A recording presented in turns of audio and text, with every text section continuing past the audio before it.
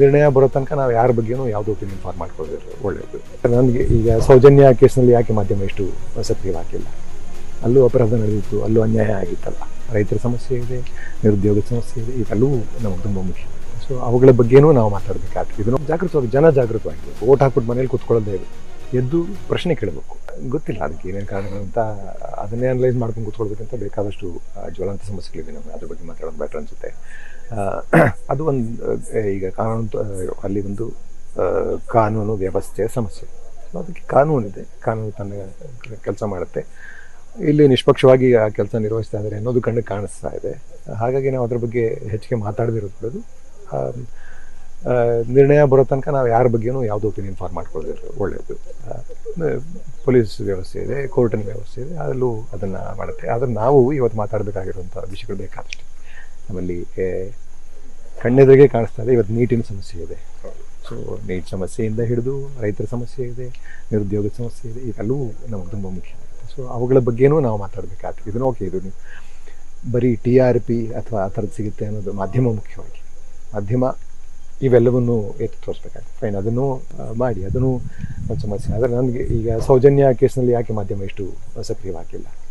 ಅಲ್ಲೂ ಅಪರಾಧ ನಡೆದಿತ್ತು, ಅಲ್ಲೂ ಅನ್ಯಾಯ ಆಗಿತ್ತಲ್ಲ.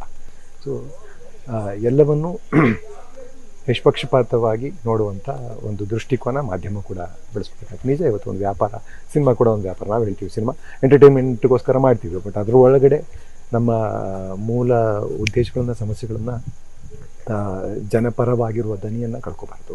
ಅದಾಗಬೇಕಾಗಿದೆ. ಸರ್, ಅದು ನೀಟ್ ಹೇಳಿದ್ರು, ನೀಟ್ ಮತ್ತು ಬಿಸಿ ಊಟ ಕೊಡ್ತಿರೋರಿಗೆ, ಅಂಗನವಾಡಿ ಕಾರ್ಯಕರ್ತರಿಗೆ, ಅವ್ರಿಗೆಲ್ಲ ಕಮ್ಮಿ ಸಂಬಳ ಬರ್ತಾ ಇದೆ ಅಂತಂದು ಹೇಳಿದ್ರು. ಸೊ ಅದಕ್ಕೆಲ್ಲ ಅಂತ್ಯ ಯಾವಾಗ ಸಿಗಬಹುದು ಅಂತ ಜಾಗೃತವಾಗಿ, ಜಾಗೃತವಾಗಿರ್ಬೇಕು. ಓಟ್ ಹಾಕ್ಬಿಟ್ಟು ಮನೇಲಿ ಕೂತ್ಕೊಳ್ಳೋದೇ ಎದ್ದು ಪ್ರಶ್ನೆ ಕೇಳಬೇಕು. ಈಗ ಅದೇ ಸರ್, ಒಂದು ಬ್ಯೂಟಿಫುಲ್ ಆಗಿರೋ ಒಂದು ರ್ಯಾಪ್ ಸಾಂಗ್ ತೆಗೆದು ಅದು ಜಸ್ಟ್ ಆಸ್ಕಿಂಗ್ ಅಂತ.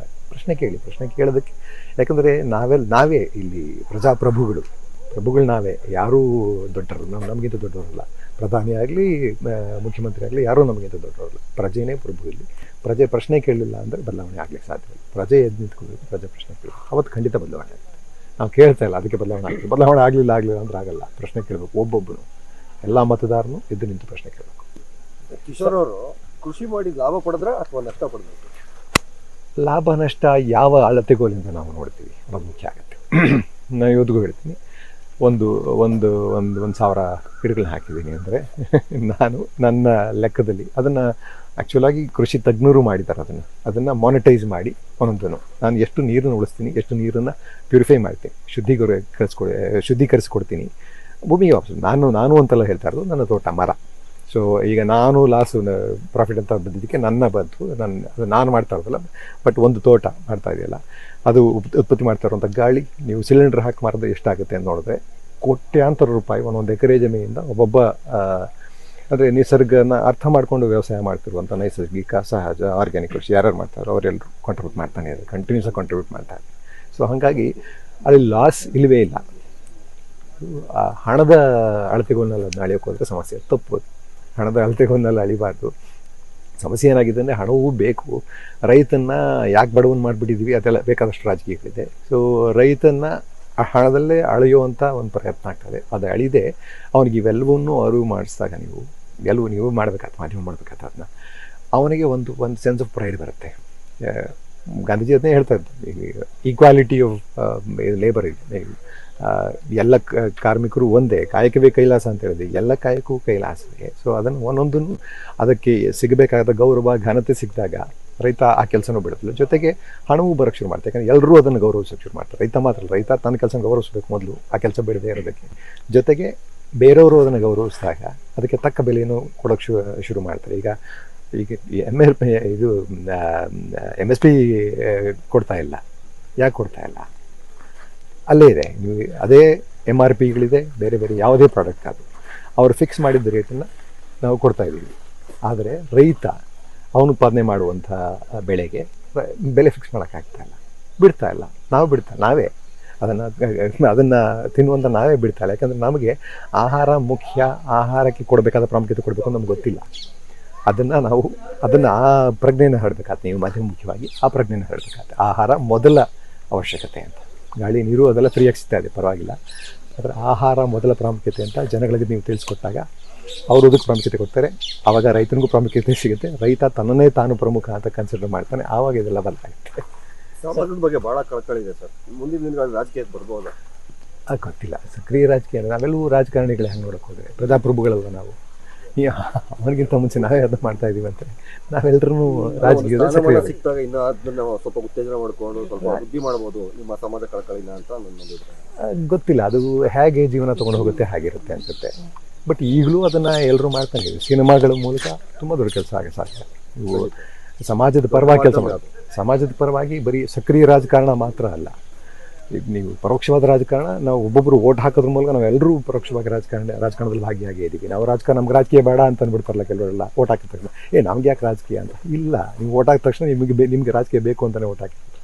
ಸೊ ಎಲ್ಲರೂ ಅದೇ ಸರ್ ಹೇಳ್ತಾ ಇದ್ದಂಗೆ ಇಲ್ಲಿ ಬಂದ ರ್ಯಾಪ್ನಾಗೆ ಎಲ್ಲರೂ ಎದ್ದು ಪ್ರಶ್ನೆ ಕೇಳಿದಾಗ ಎಲ್ಲರೂ ಸಕ್ರಿಯ ರಾಜಕಾರಣದಲ್ಲಿ ಎಲ್ಲರೂ ಪರೋಕ್ಷವಾಗಿ ರಾಜಕಾರಣದಲ್ಲಿ ಕಂಟಿನ್ಯೂಸ್ ಆಗಿ ಅಂದರೆ ಮತ್ತೆ ತೊಡಗಿಸ್ಕೊಂಡಾಗ ಖಂಡಿತ ಬದಲಾವಣೆ ಸಾಧ್ಯ. ಆವಾಗ ನಾವುಗಳೆಲ್ಲರೂ ರಾಜಕಾರಣಿಗಳೇ ಆಗಬೇಕು ಅಂತಿಲ್ಲ. ಸಿನಿಮಾ ಮೂಲಕ ನಾವು ರಾಜಕೀಯ ಮಾತಾಡ್ಬೋದು. ರಾಜಕೀಯ ಅಂದರೆ ಜನಗಳ ವಿಷಯ. ಅದು ರಾಜಕೀಯ ಅಂದರೆ ಜನಗಳಿಂದ ಹೊರತಾಗಲ್ಲ.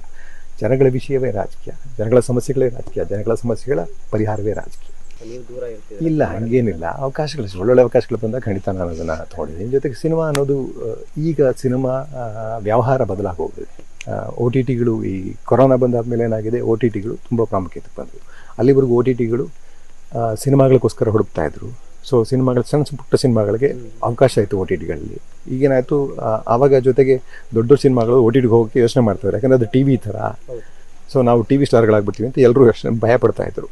OTT ಕೊರೋನಾ ಆದಮೇಲೆ OTTನೇ ಗಾಂಧೀಜಿ ಅದನ್ನೇ ಹೇಳ್ತಾ ಇದ್ರು, ಈಕ್ವಾಲಿಟಿ ಆಫ್ ಲೇಬರ್ ಇದೆ. ಎಲ್ಲ ಕಾರ್ಮಿಕರು ಒಂದೇ, ಕಾಯಕವೇ ಕೈಲಾಸ ಅಂತ ಹೇಳಿದೆ. ಎಲ್ಲ ಕಾಯಕವೂ ಕೈಲಾಸವೇ. ಸೊ ಅದನ್ನು ಒಂದೊಂದನ್ನು ಅದಕ್ಕೆ ಸಿಗಬೇಕಾದ ಗೌರವ ಘನತೆ ಸಿಕ್ಕಿದಾಗ ರೈತ ಆ ಕೆಲಸನೂ ಬಿಡುತ್ತಿಲ್ಲ. ಜೊತೆಗೆ ಹಣವೂ ಬರೋಕ್ಕೆ ಶುರು ಮಾಡ್ತಾರೆ. ಯಾಕಂದರೆ ಎಲ್ಲರೂ ಅದನ್ನು ಗೌರವಿಸೋಕ್ಕೆ ಶುರು ಮಾಡ್ತಾರೆ. ರೈತ ಮಾತ್ರ ಅಲ್ಲ, ರೈತ ತನ್ನ ಕೆಲಸ ಗೌರವಿಸಬೇಕು ಮೊದಲು, ಆ ಕೆಲಸ ಬಿಡದೇ ಇರೋದಕ್ಕೆ. ಜೊತೆಗೆ ಬೇರೆಯವರು ಅದನ್ನು ಗೌರವಿಸಿದಾಗ ಅದಕ್ಕೆ ತಕ್ಕ ಬೆಲೆಯನ್ನು ಕೊಡೋಕ್ಕೆ ಶುರು ಮಾಡ್ತಾರೆ. ಈಗ MSP ಕೊಡ್ತಾ ಇಲ್ಲ. ಯಾಕೆ ಕೊಡ್ತಾ ಇಲ್ಲ? ಅಲ್ಲೇ ಇದೆ. ನೀವು ಅದೇ MRPಗಳಿದೆ ಬೇರೆ ಯಾವುದೇ ಪ್ರಾಡಕ್ಟ್ ಅದು ಅವರು ಫಿಕ್ಸ್ ಮಾಡಿದ್ದ ರೇಟನ್ನು ನಾವು ಕೊಡ್ತಾ ಇದ್ದೀವಿ. ಆದರೆ ರೈತ ಅವನು ಉತ್ಪಾದನೆ ಮಾಡುವಂಥ ಬೆಳೆಗೆ ಬೆಲೆ ಫಿಕ್ಸ್ ಮಾಡೋಕ್ಕಾಗ್ತಾ ಇಲ್ಲ, ಬಿಡ್ತಾ ಇಲ್ಲ. ನಾವೇ ಅದನ್ನು ತಿನ್ನುವಂಥ ನಾವೇ ಬಿಡ್ತಾ ಇಲ್ಲ. ಯಾಕಂದರೆ ನಮಗೆ ಆಹಾರ ಮುಖ್ಯ. ಆಹಾರಕ್ಕೆ ಕೊಡಬೇಕಾದ ಪ್ರಾಮುಖ್ಯತೆ ಕೊಡಬೇಕು ಅಂತ ನಮ್ಗೆ ಗೊತ್ತಿಲ್ಲ. ಅದನ್ನು ಆ ಪ್ರಜ್ಞೆಯನ್ನು ಹರಡಬೇಕಾಗ್ತದೆ. ನೀವು ಮುಖ್ಯವಾಗಿ ಆ ಪ್ರಜ್ಞೆಯನ್ನು ಹರಡಬೇಕಾಗ್ತದೆ. ಆಹಾರ ಮೊದಲ ಅವಶ್ಯಕತೆ ಅಂತ. ಗಾಳಿ ನೀರು ಅದೆಲ್ಲ ಫ್ರೀಯಾಗಿ ಸಿಗ್ತಾ ಇದೆ, ಪರವಾಗಿಲ್ಲ. ಆದರೆ ಆಹಾರ ಮೊದಲ ಪ್ರಾಮುಖ್ಯತೆ ಅಂತ ಜನಗಳಿಗೆ ನೀವು ತಿಳಿಸ್ಕೊಟ್ಟಾಗ ಅವರು ಅದಕ್ಕೆ ಪ್ರಾಮುಖ್ಯತೆ ಕೊಡ್ತಾರೆ. ಆವಾಗ ರೈತನಿಗೂ ಪ್ರಾಮುಖ್ಯತೆ ಸಿಗುತ್ತೆ. ರೈತ ತನ್ನನ್ನೇ ತಾನು ಪ್ರಮುಖ ಅಂತ ಕನ್ಸಿಡರ್ ಮಾಡ್ತಾನೆ. ಆವಾಗ ಇದೆಲ್ಲ ಬದಲಾಗುತ್ತೆ. ಸಮಾಜದ ಬಗ್ಗೆ ಬಹಳ ಕಳಕಳಿ ಇದೆ ಸರ್. ಮುಂದಿನ ದಿನಗಳಲ್ಲಿ ರಾಜಕೀಯಕ್ಕೆ ಬರ್ಬೋದಾ? ಅದು ಗೊತ್ತಿಲ್ಲ. ಸಕ್ರಿಯ ರಾಜಕೀಯ ನಾವೆಲ್ಲೂ ರಾಜಕಾರಣಿಗಳೇ ಹಂಗೆ ನೋಡೋಕೆ ಹೋದರೆ ಪ್ರಜಾಪ್ರಭುಗಳಲ್ವ ನಾವು.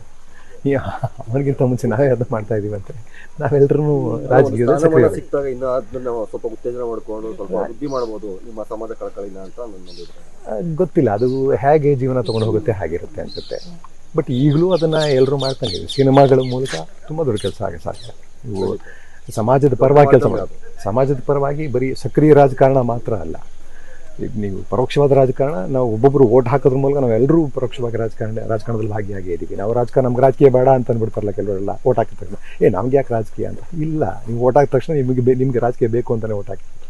ಸೊ ಎಲ್ಲರೂ ಅದೇ ಸರ್ ಹೇಳ್ತಾ ಇದ್ದಂಗೆ ಇಲ್ಲಿ ಬಂದ ರ್ಯಾಪ್ನಾಗೆ ಎಲ್ಲರೂ ಎದ್ದು ಪ್ರಶ್ನೆ ಕೇಳಿದಾಗ ಎಲ್ಲರೂ ಸಕ್ರಿಯ ರಾಜಕಾರಣದಲ್ಲಿ ಎಲ್ಲರೂ ಪರೋಕ್ಷವಾಗಿ ರಾಜಕಾರಣದಲ್ಲಿ ಕಂಟಿನ್ಯೂಸ್ ಆಗಿ ಅಂದರೆ ಮತ್ತೆ ತೊಡಗಿಸ್ಕೊಂಡಾಗ ಖಂಡಿತ ಬದಲಾವಣೆ ಸಾಧ್ಯ. ಆವಾಗ ನಾವುಗಳೆಲ್ಲರೂ ರಾಜಕಾರಣಿಗಳೇ ಆಗಬೇಕು ಅಂತಿಲ್ಲ. ಸಿನಿಮಾ ಮೂಲಕ ನಾವು ರಾಜಕೀಯ ಮಾತಾಡ್ಬೋದು. ರಾಜಕೀಯ ಅಂದರೆ ಜನಗಳ ವಿಷಯ. ಅದು ರಾಜಕೀಯ ಅಂದರೆ ಜನಗಳಿಂದ ಹೊರತಾಗಲ್ಲ. ಜನಗಳ ವಿಷಯವೇ ರಾಜಕೀಯ, ಜನಗಳ ಸಮಸ್ಯೆಗಳೇ ರಾಜಕೀಯ, ಜನಗಳ ಸಮಸ್ಯೆಗಳ ಪರಿಹಾರವೇ ರಾಜಕೀಯ.